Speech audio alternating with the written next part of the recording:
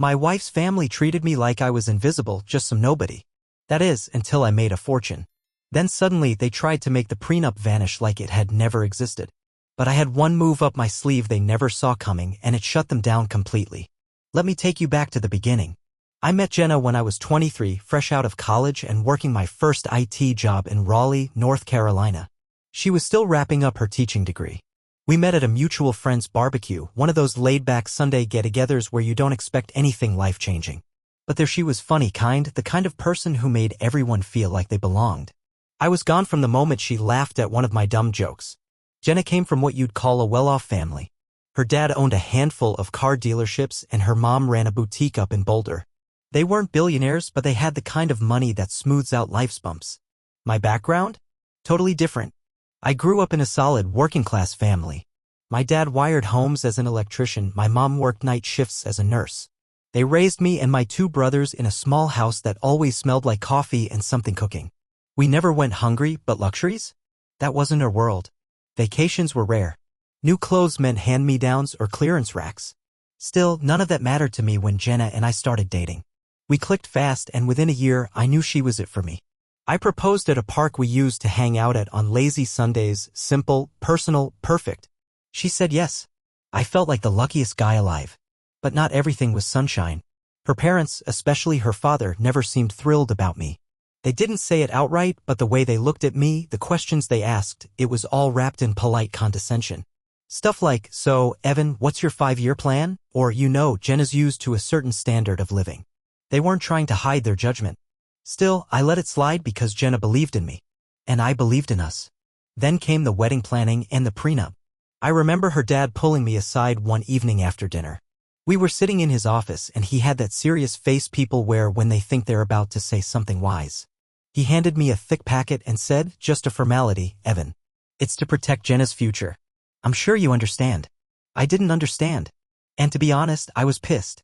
It felt like they thought I was marrying her for money, which was laughable because I was barely scraping $40,000 a year at that time. But I had goals.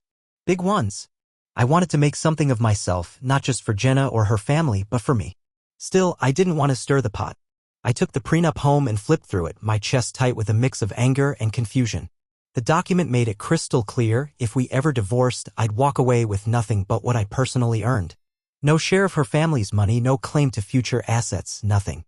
It wasn't about protecting both of us, it was about protecting her. Alone. I hated every line of it. When I brought it up to Jenna hoping she'd say it was a mistake or defend me, she just sighed and said, Evan, it's not a big deal. It's just paperwork. It doesn't mean anything. Maybe to her it didn't. But to me, it meant everything. I could tell she felt caught in the middle and the last thing I wanted was to make her choose.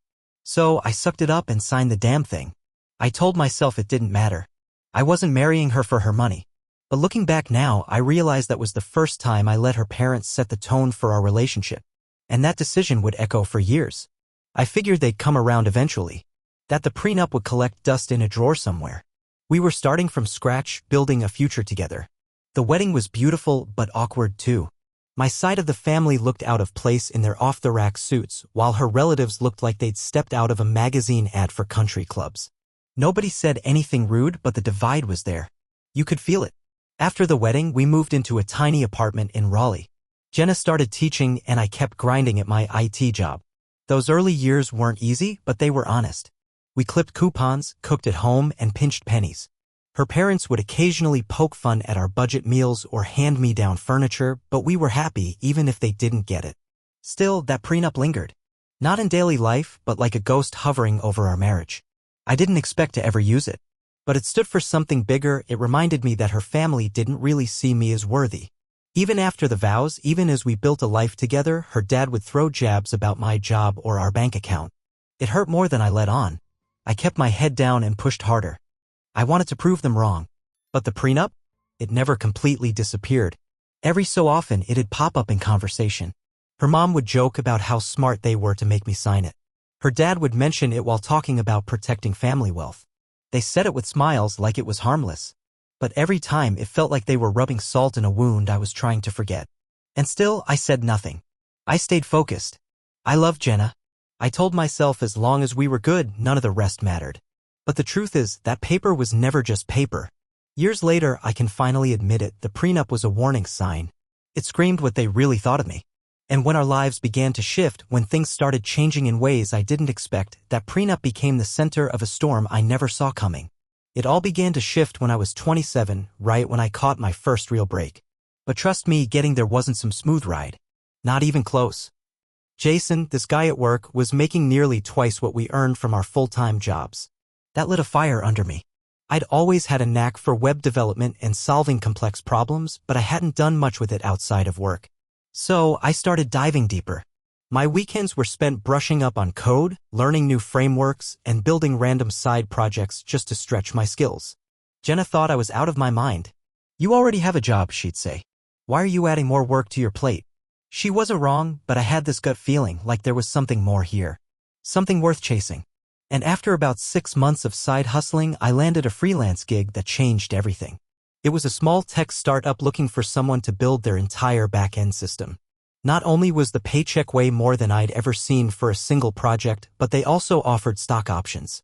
At first, I didn't know what those shares were actually worth. But their vision? It spoke to me. So I took the leap and said yes. For the next year, I went into overdrive. I still clocked 40 hours a week at my IT job, but every other minute I had went into the startup. Late nights, weekends, early mornings. My laptop basically became another limb. Jenna tried to be patient, but I could tell she was feeling the strain. She missed the version of me that didn't work around the clock. We had small arguments about missed dinners, canceled movie nights, me being mentally elsewhere even when I was home. I'd always say, just a little longer, but the truth? I didn't even believe it myself. Then everything flipped. The startup I'd been helping got acquired. And those stock options I wasn't sure about? They blew up in value. One day I was stressing over bills and budgeting groceries. Next thing I knew, I could pay off our mortgage, the cars, and still have a nice chunk left over. When I told Jenna, her eyes went wide. She was speechless for a second. Then she smiled, relieved, amazed, maybe even a little overwhelmed. That was the moment everything started to shift. I walked into my day job the following week and quit on the spot. It was something I'd daydreamed about for years. My manager wasn't thrilled. He hit me with the guilt trip, "You're one of our best, Evan. You sure you want to throw this away?" But yeah, I was sure. I had bigger things in mind now. The first thing I did? Booked a surprise trip for Jenna and me to Hawaii. We'd always talked about going but never had the cash to make it happen. It was my way of saying I didn't forget us. And it was perfect. Sand, sunsets, fresh seafood, it felt like breathing after years underwater. But even in paradise, I couldn't shut my brain off. I kept thinking about what came next. I'd gotten a taste of freedom and I wasn't about to give that up. That's when I made the call. I was going to start my own company. Using the money I'd made, I launched a property management business. Real estate had always intrigued me. It seemed like a smart way to build something stable, something long-term, without chaining myself to a cubicle again. Starting out was rough. I was clueless about a lot: contracts, hiring, regulations, the works. But just like with coding, I went all in. I read everything I could get my hands on, took workshops, leaned on a mentor I met through freelancing. Piece by piece, it started coming together. By the time I hit 30, my life looked completely different. The company was doing well, better than I imagined it could. We had a solid client base and I'd hired a trustworthy team to run the day-to-day stuff so I could focus on scaling. For the first time in my life, I wasn't just surviving. I was actually thriving. I thought maybe, just maybe, I'd finally earned Jenna's family's respect. But respect? That's not quite what I got. It started small. Her dad, Richard, would give me a ring now and then, asking for investment advice. "I've got my eye on a commercial property downtown," he'd say casually. "What do you think, Evan?" At first, I was glad he was asking. It felt like he finally saw me as someone worth listening to. But then the tone changed. During one call, he said, "Would you consider investing with me? Just enough to help get things rolling." And right there, I paused. Sure, he was family and I wanted to be supportive, but the deal sounded risky. I didn't like the numbers. So I told him politely that I wasn't in the position to invest right then. That's when something in Richard shifted. He didn't say anything directly, but the vibe the next time we visited? Ice cold. Jenna noticed too. She pulled me aside later and asked if we'd had a disagreement. I just shook my head and chalked it up to stress. But deep down, I knew he didn't take kindly to hearing no from me. Meanwhile, her mom, Elaine, started laying it on thick in her own way. Subtle digs dressed up as sweet comments. Stuff like, "It's gotten so expensive just to keep things running, you know? Retirement isn't what it used to be." She'd smile and say, "You and Jenna are lucky to be so financially stable." Lucky. That word hit a nerve. There was nothing lucky about what I'd built. It was years of pushing through burnout, missing out on sleep, grinding through setbacks. But I stayed quiet. I didn't want to rock the boat. At least, not yet. Because what happened next? That was when everything they thought they had control over started slipping through their fingers. Things took a sharper turn one weekend when Jenna and I were invited over for dinner at her parents' place. Everything seemed normal at first, steak on the grill, the usual polite chatter. But halfway through the meal, Richard brought up something I hadn't heard about in years, the prenup. He looked up from his plate, knife still slicing through his steak, and said, "You know, Evan, I've been thinking about that agreement you signed when you married Jenna." I froze mid-bite. I honestly hadn't given that document a single thought in ages. As far as I was concerned, it had been a formality, something we did to keep them happy, a relic from another time. Trying to keep my voice steady, I asked, "What about it?" Richard leaned back slightly, giving me that look people use before delivering a big idea. "Well, considering how far you've come, it feels outdated, don't you think? You've built an amazing life for Jenna. I respect that. But maybe it's time to rethink whether that agreement still makes sense." I glanced at Jenna. She was suddenly very focused on her mashed potatoes, like she hoped to disappear into them. That told me everything. I realized she'd known this was coming. "I don't know, Richard," I replied carefully. "It's never caused any issues between us. Why change what isn't broken?" Elaine jumped in with her usual charm. "It's just that things have changed, Evan. When you two got married, we were simply protecting Jenna's future. But now? You're doing so well. Your family. That piece of paper doesn't reflect that." Ah, family. The magic word. A convenient guilt trip packed into 7 letters. It made it sound like I was the one being difficult just for not agreeing with them. I looked back at Jenna, hoping she'd step in, say something, anything. But she didn't. That silence? It stung more than Richard's words. "Honestly, I don't see the point in changing it," I said after a pause. "It's not impacting us. It's just a paper tucked away somewhere." Richard's smile stiffened. Elaine shot Jenna a look that said, "You need to deal with this." But the conversation shifted after that. No one pushed it further, at least not that night. On the ride home, I turned to Jenna. "Why didn't you say anything back there?" She sighed, eyes fixed on the dark road outside. "Because I don't want to get caught in the middle, Evan. You know how my parents are. They just want what's best for me." "And what about what's best for us?" I asked. "This is our marriage, not theirs. Why are they suddenly so obsessed with something that's never been a problem?" She didn't have a real answer. Just muttered, "Talk to them, okay? Don't let it get to you." But it did get to me. And it didn't stop there. Over the next few weeks, the pressure didn't ease up. Richard and Elaine kept circling back to the prenup, always pretending it was just casual talk. Even Jenna started chiming in more. "You have nothing to lose," she'd say. "Why not just cancel it?" But it didn't feel like a discussion anymore, it felt like a push. Like I was being cornered from all sides. It was starting to feel like a battle. Not just with her parents, but with Jenna too. And as much as I loved her, it was becoming painfully clear she wasn't fully on my side. The tipping point came on a random afternoon at the office. Elaine called me out of the blue. She opened with pleasantries, but it didn't take long before she pivoted. "Evan," she said sweetly, "you really ought to think about how this looks. Keeping that prenup makes it seem like you don't trust Jenna. That's not fair to her." I snapped. I'd had enough of their games. "With all due respect, Elaine," I said, keeping my voice firm, "this isn't your decision. Jenna and I are fine with how things are." She paused for a second, then dropped a line I'll never forget.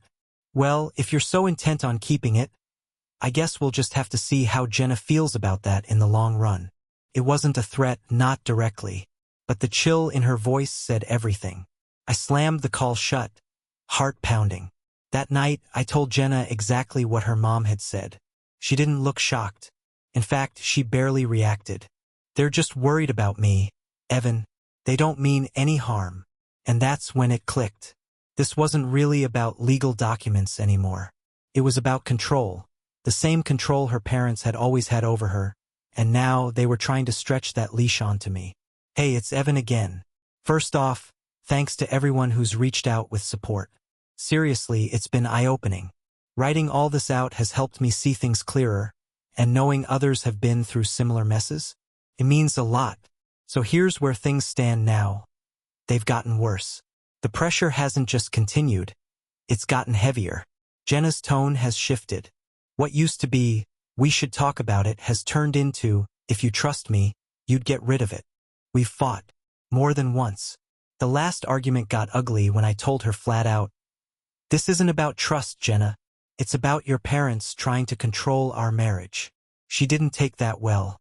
"Oh, so now I'm the problem?" She shot back. "Maybe it's you who doesn't trust me. What kind of husband keeps that kind of document in place after all these years?" That one cut deep. I reminded her, the prenup's never been a problem. So why now? The only thing that's changed is that her parents suddenly see money. She called me paranoid. That's been her favorite word lately. That's when I suggested we get away for a bit. I brought up the cabin by the river, the one we used to love when things were simple. I figured maybe some distance from her parents might help us breathe and actually talk. She agreed reluctantly, and when we finally got there, things felt calm. At first. But it wouldn't stay that way for long. The cabin was exactly how I remembered it. Quiet, secluded, and the kind of place that forced you to breathe a little deeper. That first night, things almost felt normal. We cooked dinner together, shared a few laughs, and for a brief moment, it felt like we were us again. But underneath that calm surface, the tension simmered. The next morning, I decided it was time to stop dancing around the issue. We were sitting on the dock, watching the river drift by, when I finally said, "Jenna, I need to know the truth. Is this about us? Or is this about your parents?" She let out a sigh, annoyed, not even bothering to hide it. "Evan, this is about us. My parents aren't controlling me. I'm the one who thinks the prenup doesn't make sense anymore." I wasn't buying it. "Come on, Jenna," I said. "Let's not pretend your parents haven't been behind this from the start. They're the ones who made me sign it in the first place, and now they want it gone? That's not a coincidence." She turned toward me, her expression hardening. "Do you hear yourself? You're acting like they're villains, Evan. They just want what's best for me." "Yeah? And what about what's best for us?" I shot back. "This marriage isn't theirs to manage. It's ours, and I'm not going to let them keep calling the shots." That's when she said something that set me off. "Maybe the problem isn't them, Evan. Maybe it's you. Maybe you're so tangled up in your own insecurities, you can't see how unfair you're being to me." I sat up straighter, heat rising in my chest. "Insecure? You think I'm being insecure because I won't tear up an agreement your parents forced on me? The same one they made me sign because they didn't trust me?" She shrugged, unfazed. "If you still don't trust me after all this time, maybe we shouldn't even be planning a future together." That one hit like a sucker punch. But I wasn't about to let her see it. "Oh, so now you're threatening to leave me because I won't roll over for your parents?" I said. "That's mature." "It's not a threat," she said coldly. "It's reality. If you're so obsessed with this prenup, maybe you don't really see me as your partner. Maybe you're just waiting for me to mess up so you can walk away with everything." That was it. I stood up, looked her straight in the eye, and said, "Don't twist this around. I've worked my ass off to build this life, with zero help from your family. If anyone's loyalty is in question here, it's not mine." She didn't say a word, just stared at me like she didn't even recognize the person standing in front of her. I walked back to the cabin alone, heart pounding, needing space to think. The rest of the trip was a mess. We barely spoke, and when we did, it was stiff and cold. By the time we packed up and drove home, it was painfully clear we weren't on the same page anymore. This week, I've got my first therapy session. I'm hoping it'll help me sort through the wreckage and figure out what comes next. Right now, it feels like I'm standing in a minefield, afraid that the next step could blow everything to hell. I still love Jenna, but this fight? It's making me question everything I thought I knew about us. If you've been in a situation like this, where it feels like you're fighting for your marriage and your dignity, I'd really appreciate hearing how you handled it. TLF Day 2, Entry 2. Hey everyone. I wish I had better news. But truth is, things have gone from bad to worse. Right now, I don't even know if this marriage can survive. Everything came to a head last Wednesday. I walked in from work to find Jenna's entire family waiting in our living room. Her parents, her sister Lily, and Jenna herself all sitting there like it was some kind of intervention. The moment I stepped inside, Richard stood up and said, "Evan, we've all been talking. It's time to put the prenup issue to rest. This is tearing our family apart." I almost laughed. Our family? Last I checked, this was a marriage between me and Jenna, not some committee. I looked at Jenna, hoping she'd say something to ease the tension. But she didn't even look up. Just sat there, eyes fixed on the floor. I took a breath, trying to stay calm. I've already made my decision. The prenup stays. This conversation is over. That's when Elaine jumped in. Evan, you're being unreasonable. Jenna's poured everything into this marriage, and now you're treating her like she's replaceable. Replaceable? I said, voice rising. I've spent years building this life while dealing with constant judgment from you and Richard. With all due respect, this isn't your place. Jenna and I need to figure this out alone. But Elaine wasn't backing down. It is our place, Evan, when it affects the entire family. If you really cared about Jenna, you'd see how much this prenup is hurting her. Before I could even process that, Richard leaned forward and dropped the hammer. You're not the only one with leverage here, Evan. Jenna deserves to feel secure. If you can't see that, maybe your marriage isn't as strong as you think. It felt like a threat. No, it was a threat. And I wasn't about to let it slide. You're telling me this marriage hinges on me tearing up a legal document you insisted on years ago? Are you hearing yourself right now, Richard? The room went dead quiet. Lily, Jenna's younger sister, looked uncomfortable, fidgeting with her sleeves, eyes darting toward the door. She always seemed like the quiet one, not usually part of the drama. I didn't think much of it in the moment, but looking back, something felt off. I finally stood up and said, everyone needs to leave. Now. I'm not going to sit here and be ambushed in my own home. One by one, they left. All except Jenna. And when the door closed behind the last of them, she and I had the worst fight we've ever had. She accused me of being cold, stubborn, and selfish. I told her I was tired of being treated like an ATM by her and her parents. It got ugly. Real ugly.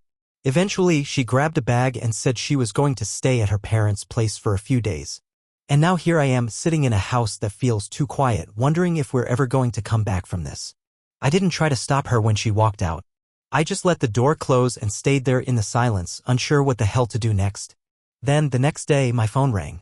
It was Lily, Jenna's younger sister. We weren't close, really. Outside of family gatherings, we barely exchanged more than polite hellos, so I was definitely surprised. She sounded nervous. Her voice was low and shaky as she asked if we could meet in person. I figured maybe she wanted to smooth things over after the whole intervention or offer some kind of apology on behalf of the circus I'd been dragged into. I agreed, not really expecting much. When I met her at a downtown cafe in Raleigh later that afternoon, she looked like she hadn't slept in days. Her eyes were puffy and she kept glancing around like she was worried someone might be watching. She leaned in and whispered, Evan, I overheard something the other day. You need to know. What she said next flipped my entire world upside down. Apparently, Jenna and her parents had been scheming for months, planning something behind my back. Lily had overheard it all at a family dinner. They thought she was out of earshot. They said the prenup has to go before Jenna can leave you, Lily told me, her hands trembling around her coffee cup. They were talking about how it's the only way she'll get what she deserves. Leave me? I stared at her, stunned. Why would she want to leave? Lily hesitated, then dropped the bomb. Because she's been seeing someone else, Evan. And her parents know. Her voice cracked a little. That's why they're pushing so hard to get rid of the prenup. If she divorces you with it still in place, she walks away with nothing. It was like the floor vanished beneath me. I sat there, trying to breathe, trying to process what I just heard. You're sure? I asked. You heard all of that? Lily nodded slowly. I didn't want to believe it either. But they even talked about spinning it, making you look like the bad guy if things went public. She looked at me with real guilt in her eyes. I'm telling you this because it's wrong, Evan. You don't deserve it. I've always thought you were a decent guy, and I can't stay quiet while they try to destroy you. I thanked her, promised I'd keep her out of it, and watched her leave. She didn't look back. I sat in that booth for what felt like hours, replaying every moment in my head, the late nights working, the sudden arguments about the prenup, Jenna's coldness. It all made sense now. Every strange moment had been leading to this. When I got home, I dove into her financial records. I started combing through every joint account, every credit card bill. And sure enough, there were charges I didn't recognize, restaurants we never went to, hotel bookings in her name, even a couple of jewelry store receipts. I haven't confronted Jenna yet. Not directly. Instead, I started collecting everything, screenshots, statements, timelines. I called my lawyer and laid it all out. They told me to keep calm, stay smart, and avoid making any rash moves. But let me tell you, keeping calm when your entire marriage is unraveling? That's a tall order. Right now, I'm focused on protecting myself. Because what Jenna did isn't just betrayal, it's a full-scale setup. The prenup? It's staying right where it is. And my self-respect? That's staying too. If anyone out there's been through something like this, I'm listening. Seriously. TILF, Update 3, 10. Hey everyone, it's Evan, probably for the last time. What a ride this has been. After Lily came clean, I moved fast. And thank God for her, she was the only one in that family with a shred of decency. I looped in my lawyer immediately and together we got everything lined up. Every transaction. Every lie. Every shady move Jenna and her parents had made. It became an airtight case before I even confronted her. And when I did finally sit down with her, she didn't even try to lie. She cried, played the victim card like she was auditioning for a soap opera. I was lonely, Evan. You were always working. I didn't feel seen. Please. I looked her dead in the eye and said, you don't get to use my hard work against me. I was breaking my back trying to give us a life most people only dream about and you threw it all away. She tried spinning it around. Maybe if you just paid more attention I wouldn't have had to go elsewhere. That one stung. I won't lie. But I stayed steady. You didn't have to do anything, I told her. You chose to. And now you get to live with that choice. She froze when I said I'd already filed for divorce. Her expression flipped shock, denial, panic. We can fix this, she pleaded. We can try counseling. Start over. Please, Evan. But there was no fixing it. The trust was gone. And her apologies were too little, too late. Now let's talk about the prenup. That glorious, ironclad document drafted by her own family to protect her. Well, guess what? It ended up protecting me. Because of it, Jenna walked away with nothing. No cut of my money. No spousal support. No share of the company I built with my bare hands. And since infidelity was on the table, she didn't even get a legal leg to stand on. Her parents? Oh, they were livid. Elaine blew up my phone with voicemails, long, emotional rants about how I was ruining her daughter's life. Telling me to be the bigger person. Can you believe that? I didn't respond. My lawyer said to document everything, just in case. But eventually, they realized they had no leverage and they backed off. Then came the cherry on top. Turns out Richard and Elaine's financial situation wasn't as golden as they made it seem. Their businesses? Bleeding money for years. They were barely staying afloat. And that's why they needed the prenup gone so badly. They saw me as a lifeline. But I'm nobody's safety net. That picture-perfect lifestyle Jenna's parents loved to show off? Yeah, it was all smoke and mirrors. Once Jenna moved back in with them, the cracks in their ideal family image became hard to miss. She went from living in a beautiful home with me to sleeping in her old childhood bedroom. No more designer outfits. No more spa retreats. No more upscale date nights. From what I've heard, they're barely keeping things together. And it's only a matter of time before that whole house of cards collapses completely. And as for the guy she thought was her next chapter, the one she was supposedly trading up for? Gone. Lily told me he was a serial dater, a charmer who had no real plans to stick around. He was stringing Jenna along for the thrill of it, and the moment he realized she didn't have access to my money anymore, he disappeared without a word. So there she was, no partner, no job, no savings, and stuck under the same roof as two parents who could no longer bail her out. I figured that would be the end of it. But of course, it wasn't. A few weeks after the divorce was finalized, Jenna showed up. No call. No warning. Just walked into my office like we were still on speaking terms. My assistant tried to stop her at the front, but Jenna barged in anyway. She looked rough. Her hair was a mess. Her clothes were wrinkled and faded like she hadn't bothered to care. Her eyes were glassy, and when she saw me, the tears started instantly. Evan, she sobbed, I made a mistake. Please. I need you to forgive me. I leaned back in my chair and just looked at her. For a second, I almost laughed at the nerve it took to come here. But mostly, I just felt nothing. I was done. Jenna, I said calmly, we've been through this. You didn't just make a mistake. You made decisions over and over again that destroyed our marriage. Forgiveness doesn't erase that. She tried every angle. Apologies. Blaming her parents. Promises that she'd change. She even tried to play the nostalgia card. We could start fresh, Evan. We can rebuild. I'll do whatever it takes to make it right. But there was no way I was falling for that again. You didn't just cheat, I told her. You plotted to leave me while trying to take everything I worked for. That's not love. That's betrayal. That's when her tears turned to anger. You'll regret this, she snapped. One day you'll be alone and realize you pushed away the only person who really cared. I just shook my head. No, Jenna. You didn't care about me. You cared about the lifestyle I gave you. Now you get to figure things out without it. I called security and had her escorted out. That was the last time I saw her. Since then, things have been quieter. More peaceful. Lily and I still talk from time to time. She's apologized again for everything her family put me through, but honestly, she didn't have to. She was the only one who had the guts to do the right thing, and I'll always respect her for that. As for Jenna and her parents, word around town is that their finances are getting worse. Fast. I do feel for Lily, she's caught in the crossfire, but the rest of them? They made this mess. Now they get to live in it. If there's one thing I've taken away from all of this, it's this. Stand your ground.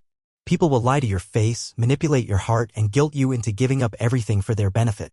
And when they don't get their way, they'll paint you as the villain. But you've got to hold the line. Even when it's hard. Even when you feel like the bad guy for protecting your own peace. Because in the end, you're the only one who has to live with the choices you make. To anyone out there dealing with toxic in-laws, a partner who keeps crossing lines, or just feeling like something in your gut doesn't sit right, listen to it. Don't wait for permission to walk away from what's breaking you. It's not easy, but it is absolutely worth it.